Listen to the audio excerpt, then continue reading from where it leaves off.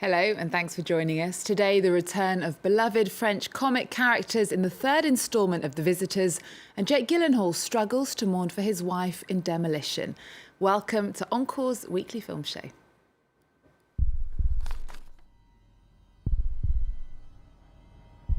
She's gone. Maybe I should start from the beginning.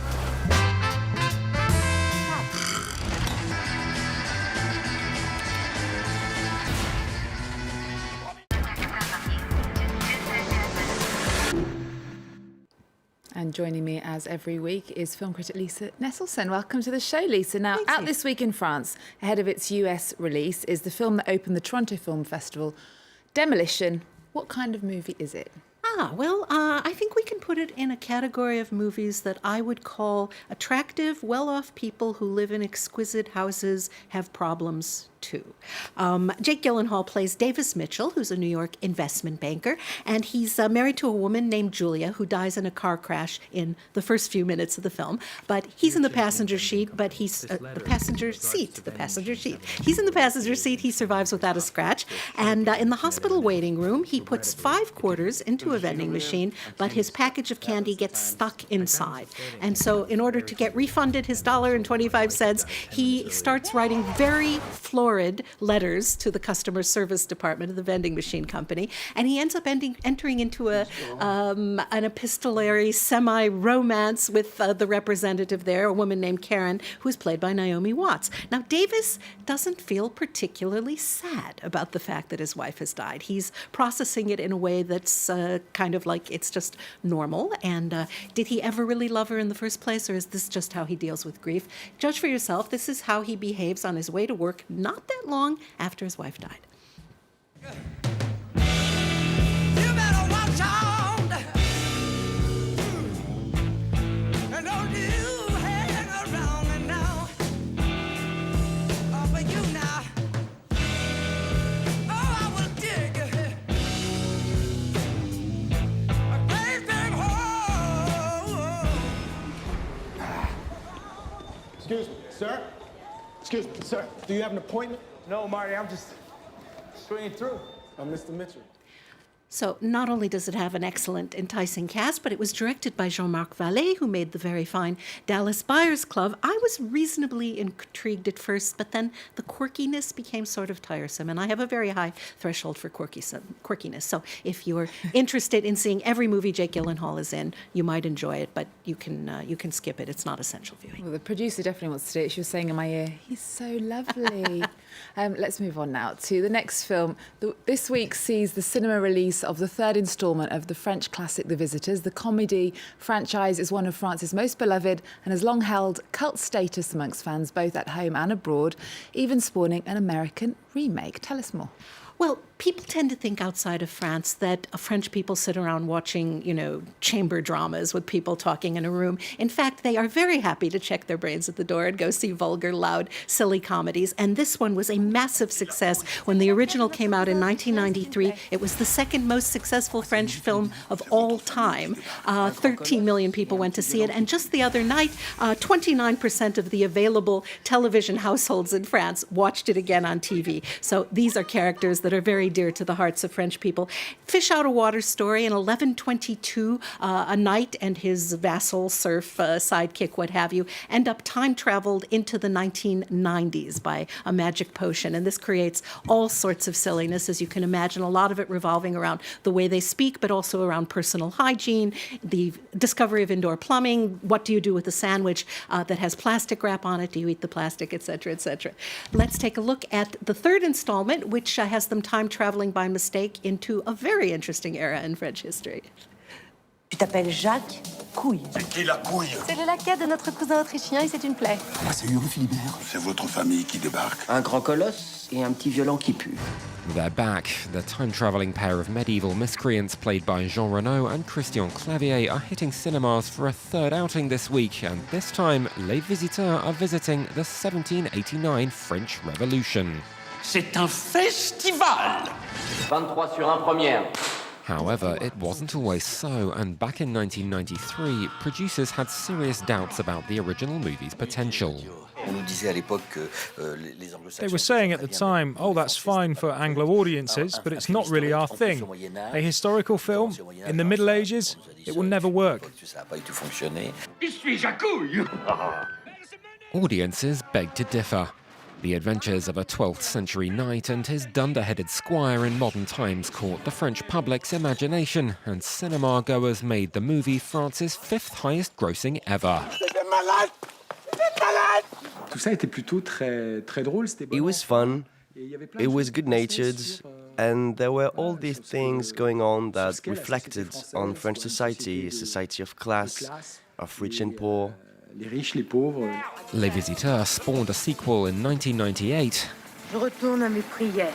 and a full-blown Hollywood remake by the same director called Just Visiting in 2001, with Renaud and Clavier reprising their roles. It's a red dragon! What the hell are you doing? We have killed it!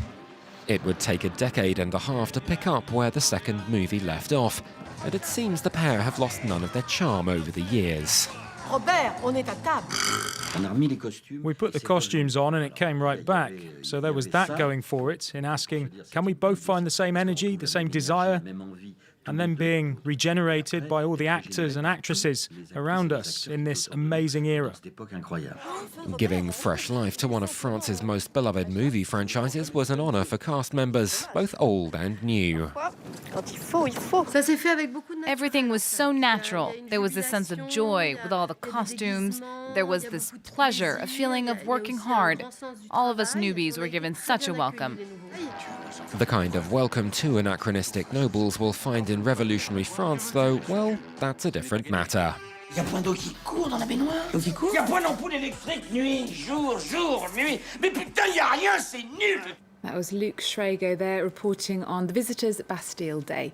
Now to a French documentary out this week that has a rather odd title. What on earth is the Socialist and the Bear Cub about? Actually, the Sociologist. Sociologist. But that's understandable. We're in a country where there are some socialists running around. I love this movie. I could just leave it at that, but I'll tell you more. Some people think the world is divided by religious beliefs, ethnicity, whether you're male or female, or something in between. I personally think that we can divide people into those who did not keep their childhood best friend and those who did. I think the world falls into those categories here. Me Too here also loved the movie. Have I mentioned that I love this movie? It is a serious educational documentary told through marvelous layers of silliness. So before it became the law of the land here in France, a surprising number of people were strongly, strongly opposed to the idea of same-sex marriage, or what the French call mariage pour tous. And from September 2012 through May 2013, seemingly the whole country weighed in on this. And since French people talk good, there was a lot of talking going on. So two documentary makers decided to try and cover this, and they kept reaching dead ends. And then they hit on the fact that one of the filmmaker's mothers, Irène Théry, is a very prominent sociologist who has been very implicated in the evolution of the family. And so they recorded conversations, decided to just use those voices, but to put them into the mouths of felt-tipped puppets. Let's take a look. Vous avez quand même suivi pendant des mois partout. Oui, on te voit aussi en vrai, avec les politiques, dans les manifs, sur les plateaux télé. On va à l'Assemblée, mais aussi à la maison. On voit papa. Ah là là. D'ailleurs, moi aussi, je suis devenu une peluche. Ah bon?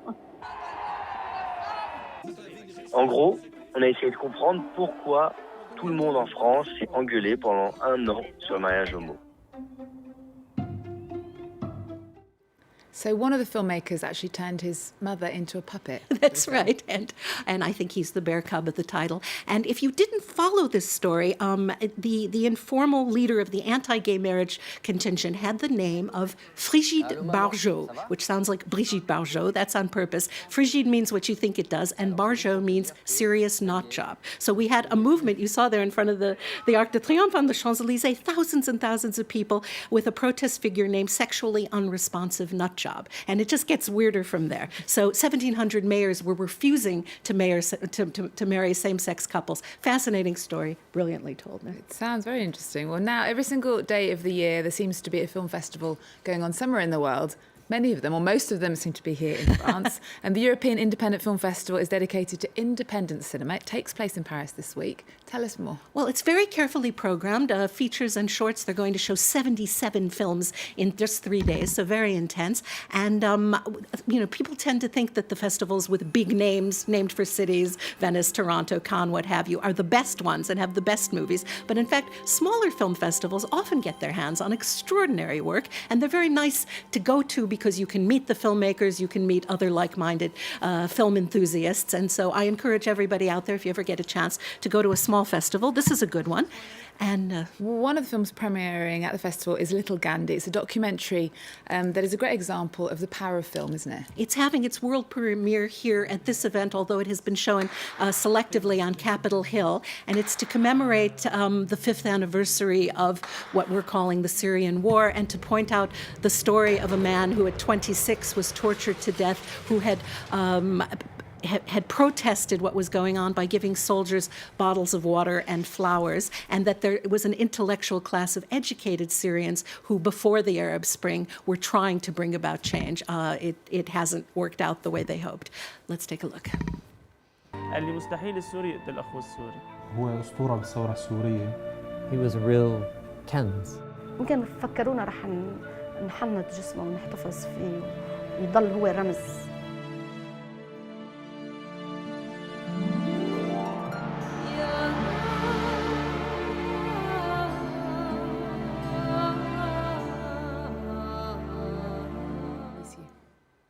And that was from Little Gandhi. It's showing at the ECU European Independent Film Festival that's on until the 10th of April here in Paris. Lisa, thank you for your take on this week's films news. And thank you for joining us. Remember our website, we're also on Twitter and Facebook. There's more news coming up on France 24 after this.